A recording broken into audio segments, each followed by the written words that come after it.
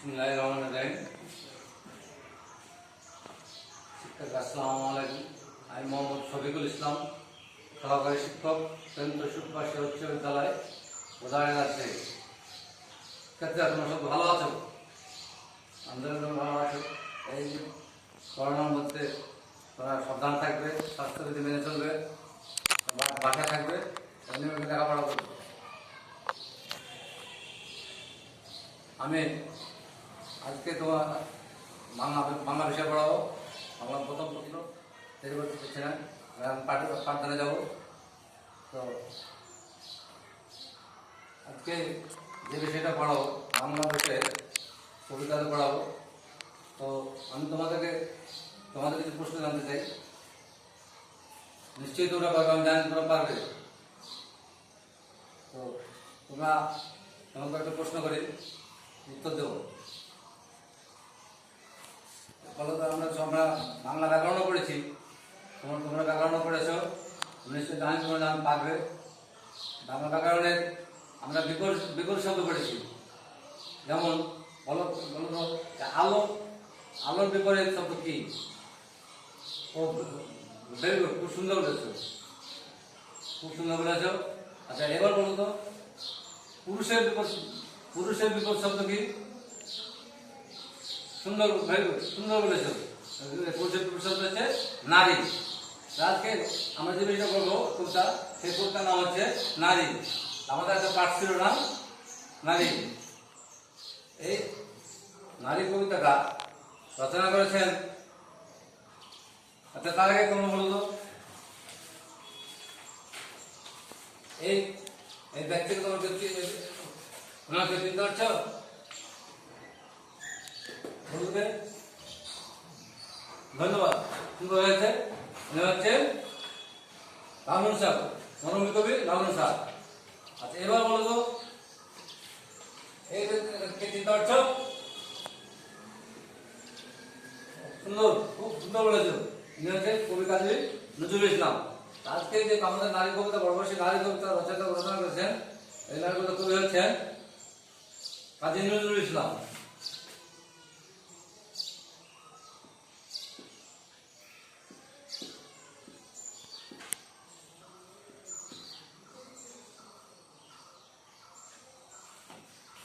ধন্যবাদ।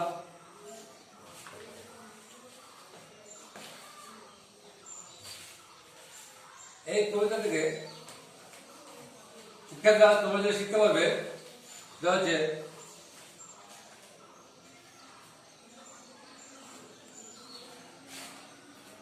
শিখতে পারবে সেটা হচ্ছে কাজী নজরুল ইসলাম এর জীবনী সম্পর্কে জানতে পারবে। নারীর প্রতি শ্রদ্ধাশীল হবে, মানব সভ্যতায় নারীর অবদান যে পুরুষের চেয়ে কম নয় তা জেনে নারীর অধিকারের প্রতি সচেতন হবে। ধন্যবাদ।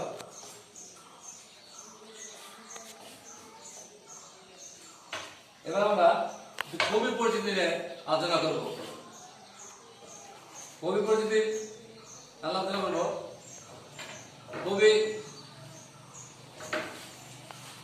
কবি কাজী নজরুল ইসলাম। দেখো এখানে দেখতে পাচ্ছ কাজী নজরুল ইসলাম 1899 খ্রিস্টাব্দের 24 মে 1306 বঙ্গাব্দের 11 জ্যৈষ্ঠ বর্তমান বর্ধমান জেলার আসানসোল মহকুমার পুরুলিয়া গ্রামে জন্মগ্রহণ করেন এবং তিনি কিছু উল্লেখিত রচনাগুলোর মধ্যে হচ্ছে তিনি কবিতা, সঙ্গীত, উপন্যাস, নাটক, প্রবন্ধ ও গল্প। উল্লেখযোগ্য রচনাগুলো হচ্ছে বিখ্যাত গ্রন্থগুলো হচ্ছে কাব্যগ্রন্থ অগ্নিবীণা, বিশের বাসী, সর্বহারা, সিন্ধু হিল্ল, চক্রবাক। উপন্যাস যে মৃত্যুকুদা, কুহেলিকা। গল্প গ্রন্থগুলো হচ্ছে ব্যথার দান, রিক্তের বেদন, শিউলিমালা। প্রবন্ধ গ্রন্থ হচ্ছে যুগমানে, রুদ্রমণ্ডল। নাটক হচ্ছে ঝিলিমিলি, আলেয়া, মধুমালা ইত্যাদি। এই কাজী নজরুল ইসলাম তিনি কিন্তু আমাদের কোন কবি? উনি হচ্ছেন আমাদের জাতীয় কবি। এই কবিতায় দেখা গেল দেখতে পাচ্ছ যে পরাধীনতা অন্যায়ের বিরুদ্ধে বিদ্রোহ উত্তর পেরেছে, অবিচার শোষণের বিরুদ্ধে তিনি প্রবল প্রতিবাদ করেন, এই জন্য তাকে বিদ্রোহী কবি বলা হয়। সাপ্তাহিক বিজলি পত্রিকায় তার বিদ্রোহী কবিতাটি প্রকাশিত হয়। তিনি কবি কাজী নজরুল ইসলাম 1976 খ্রিস্টাব্দের 29 আগস্ট ঢাকায় মৃত্যুবরণ করেন। আদর্শ পাঠ তোমরা বই, তোমাদের প্রত্যেকের বই আছে, তোমরা বইটা দেখো যে আদর্শ পাঠ, পুরো আদর্শ পাঠ করতে হবে। তোমাদের বইটা দেখো। সাম্যের গান গায় আমার চোখে পুরুষ রমণী কোনো ভেদাভেদ নাই, বিশ্বের যা কিছু মহান সৃষ্টি চিরকল্যাণকর, অর্ধেক তার করিয়াছে নারী, অর্ধেক তার নর। জগতের যত বড় বড় জয়, বড় বড় অভিযান, মাতা ভগ্নী ও বধূদের ত্যাগে হইয়াছে মহিয়ান। কোন রণে কত খুন দিল নর, লেখা আছে ইতিহাসে, কত নারী দিল স্মৃতির সিঁদুর, লেখা নাই তার পাশে।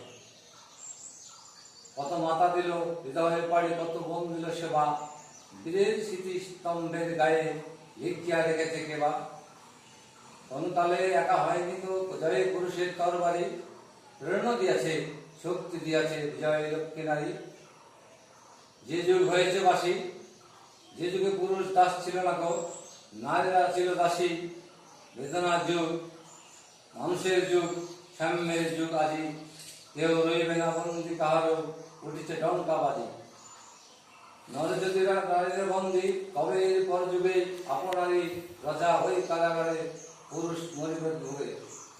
যুগের ধর্ম এই, পীড়ন করিলে সে পীড়ন এসে পীড়া দেবে তোমাকেই। ধন্যবাদ শিক্ষার্থীরা।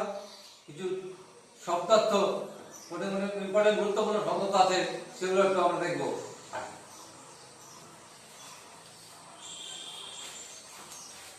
লক্ষ্য করো, এই কবিতায় কিছু গুরুত্বপূর্ণ শব্দ আছে,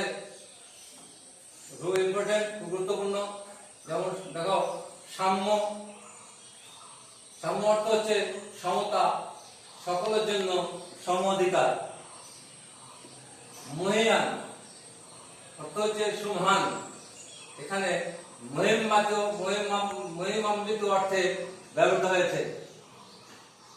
রচা শব্দ অর্থ হচ্ছে রচনা করা, রচে এমন, সৃষ্টি করা হয়েছে এমন।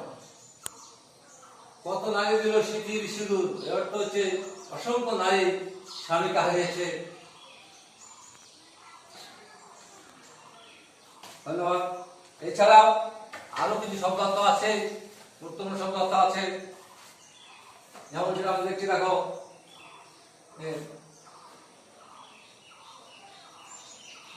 রণ,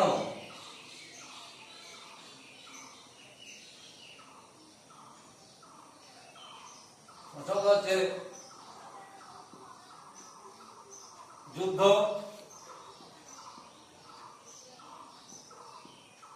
লড়াই। আরো দেখো, পীড়ন শব্দ অর্থ হচ্ছে যন্ত্রণা, বেদনা, কষ্ট।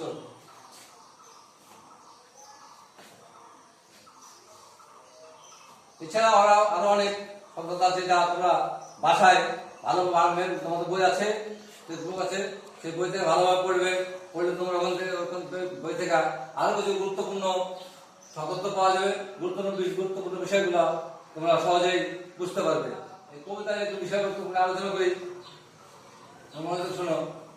এই নারী কবিতাটি কাজী নজরুল ইসলামের সাম্যবাদী কাব্যগ্রন্থ থেকে সংকলিত করা হয়েছে। সাম্যবাদী কবি কাজী নজরুল ইসলাম নর নারীদের সমান চোখে দেখেন। নর নারীর সাম্য সমান অধিকারে আস্থাবান। তার মতে পৃথিবীতে মানব সভ্যতা নির্মাণে নারী ও পুরুষের অবদান সমান। পুরুষের অবদান যত লেখা হয়েছে, নারীর অবদান তত লেখা হয় না। কিন্তু এখন সময় এসেছে সমতার সমান অধিকারে। তাই নারীর উপর নির্যাতন করা চলবে না, নারীর অধিকার ক্ষুণ্ণ করা চলবে না। নারী পুরুষ সবাইকে সুন্দর ও উজ্জ্বল ভবিষ্যৎ রচনা করতে হবে সম্মিলিতভাবে। এটা হচ্ছে, এছাড়া তোমরা জানো যে কাজী নজরুল ইসলাম অনেক কষ্টে পড়েছে। যেমন কবিতা বলি, কাজী নজরুল ইসলাম উনি অনেক সময় প্রথম তিনি কিন্তু বিদ্যালয়ে লেখাপড়া শেষ করতে পারেননি। বিদ্যালয়ে যখন লেখাপড়া করেন, সেই সময় প্রথম মহাযুদ্ধ শুরু হয়। তিনি যখন 10ম শ্রেণীর ছাত্র ছিলেন, তখন প্রথম মহাযুদ্ধ শুরু হয়। এই মহাযুদ্ধের কারণে তিনি স্কুল ছেড়ে বাঙালি পল্টনে যোগ দেন। যুদ্ধ শেষ হলে তিনি স্কুল ছেড়ে 1919 সালে বাঙালি পল্টন ভেঙে দেওয়া হয়। তখন তিনি কি হলেন,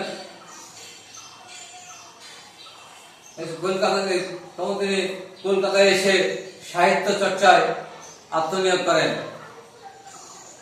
এই সময় ওনার একটা পত্রিকা, সাপ্তাহিক বিজলি নামে একটা পত্রিকা ছিল। সে বিজলি পত্রিকায় তার বিদ্রোহী কবিতাটি প্রকাশিত হয়। এই কবিতার মাধ্যমে চারিদিকে কোনো বিশ্বে তার সুনাম ছড়িয়ে পড়ে। আর পরাধীনতা ও অন্যায়ের বিরুদ্ধে বিদ্রোহ উচ্চারিত হয়। অধিক অবিচার ও শোষণের বিরুদ্ধে তিনি প্রবল প্রতিবাদ করেন। এই জন্য কবি কাজী নজরুল ইসলামকে বিদ্রোহী কবি বলা হয়। তার রচনাবলী অসম্প্রদায়িক চেতনার এক উজ্জ্বল দৃষ্টান্ত। তিনি বাংলা সাহিত্যে, তিনি শুধু সাহিত্য নয়, সাহিত্যের বিভিন্ন শাখায় ওনার গুরুত্বপূর্ণ অবদান রয়েছে। যেমন কবিতা, সঙ্গীত, নাটক, উপন্যাস, প্রবন্ধ, গল্প প্রভৃতি শাখায় ওনার অবদান যথেষ্ট। তিনি সাম্যবাদী চেতনাভিত্তিক কবিতা, শ্যামাসঙ্গীত, ইসলামী গান, গজল লিখে প্রশংসা করেছেন। শুধু তাই নয়, এখানে তিনি ক্ষান্ত ছিলেন না। তিনি আরবি ফার্সি ভাষা শব্দ ব্যবহারে কুশলতা দেখিয়েছেন। তিনি বিভিন্ন সময় কারাবরণ করেছেন, বিদ্রোহী করার জন্য কারাবরণ করেছেন। কখনো তিনি রুটি দোকানে রুটি দোকানে চাকরি করেছেন, কখনো লেট্রো গানাদারে যোগ দিয়েছেন। তারপর তিনি তার সাহিত্য চর্চা থামে রাখেননি, তিনি সাহিত্য চর্চা করে গেছেন। অবসর সময়ে দিনে কাজ করেছেন, রাত্রে বাসাতে অবসর সময়ে সাহিত্য চর্চা নিয়ে ব্যস্ত ছিলেন। কিন্তু দুর্ভাগ্য যে ওনার বয়স যখন 43 বছর, তখন ওনার আগে কঠিন রোগে আক্রান্ত হতে হয়। তখন থেকে তার সাহিত্য সাধনায় ছেদ ঘটে। বাংলাদেশ স্বাধীন হওয়ার পর 1972 সালে কবিকে সপরিবারে ঢাকায় আনা হয়। 1974 সালে বিশ্ববিদ্যালয় থেকে ডিলিট উপাধি লাভ করেন।